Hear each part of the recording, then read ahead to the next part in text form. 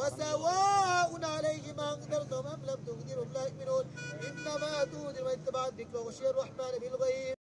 واضرب لهم مثلا أصحاب القرية إذ جاء المرسلون إذا أرسلنا إليهم الطير فكذبوهما فعززنا بثالث وجاء من أقصى المدينة رجل يسرق قال يا قوم اتبعوا المرسلين اتبعوا من لا يسرق أجرا وهم مهتدون ভাষা দেশের বাড়ি কিশোরগঞ্জ বলে আছে যাই একবারে যাবো আপনি আসলে আমরা আপনাকে দেখতে পারলাম একটা ব্যতিক্রমভাবে আপনি এখানে বসে আছেন সবাই যে জায়গায় জটলা বেঁধে আসছে আপনি কি কোনো সংগঠনের পক্ষ থেকে নাকি আপনিও রাজনীতি করেন কি সমাচার আপনি আসলে আপনার পরিচয়টা একটু দিয়ে শুরু করেন আমার দেশের বাড়ি কিশোরগঞ্জ তারাইল থানা আমার তারাইল থানা আমি নরসিংদীতে চাকরি করি একটি মসজিদে প্রায় 10 বছর ধরে নরসিংদীতে একটি মসজিদের দায়িত্বে আছি নরসিংদী সদর আলোকবাড়ি ইউনিয়ন খুদাদিলা গ্রামে একটি মসজিদের দায়িত্বে আছি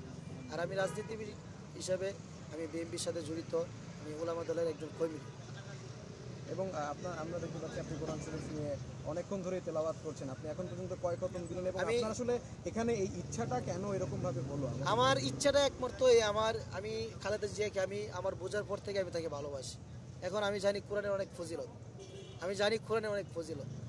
এখন আমি এখানে বৈশা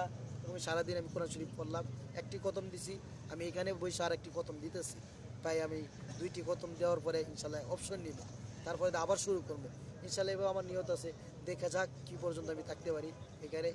আমি কতটুকু দোয়া করতে পারি যতক্ষণ পর্যন্ত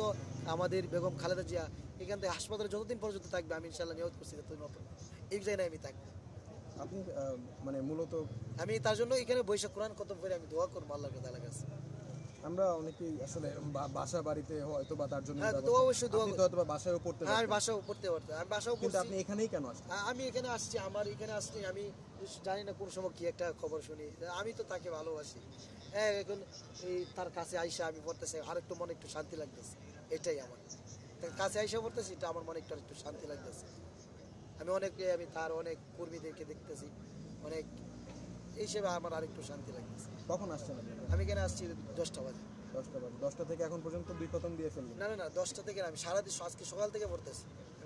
পড়তেছি এক খতম দিয়ে শেষ করছি আরেক খতম পড়তেছি এখানেই ছিল হ্যাঁ এখানে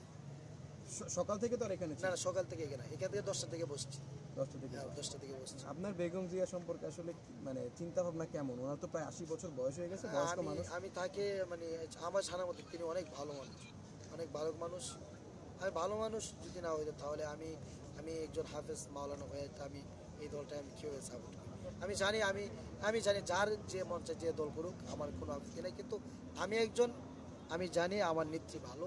এই হিসাবে আমি তার জন্য সর্বাবস্থায় দোয়া করতেছি আপনি তার দল নিয়ে আসলে আপনার প্রত্যাশাকে আগামীতে উনি ইনশাআল্লাহ আগামীতে ইনশাআল্লাহ আমরা সংসদে আমরা ইনশাআল্লাহ যাব এটা আমাদের আশা বেগম জিয়া সম্পর্কে বলেন আপনি ওনাকে আসলে